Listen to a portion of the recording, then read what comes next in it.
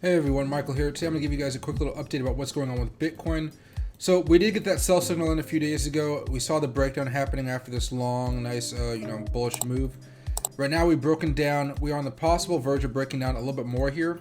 The big thing to watch, guys, right now is to see if we can actually break down below 57,982. If we break down below that level, we might be coming back down here to the mid 50,000s.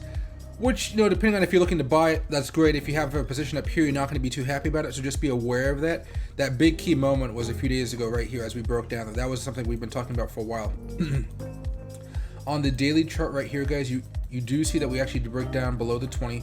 That's something we talked about, especially with Ahmed. I was actually talking about it as well on the stream. So that's unfortunate. Now, the big moment, guys, again, 57,982. If we fall below that and hold, we're most likely going to come to at least $53,000, $54,000 level, then possibly come back down a little bit more to intersect with this 50-day moving average here. So let's wait a little bit. Time to be patient. I would start accumulating some altcoins here over the next couple days as well. Small positions. So if it keeps on going down, you're not losing a bunch of money, okay? Thanks, everybody. And I do have a new channel out there, so I'll put the link down in the description for you guys and in the comments.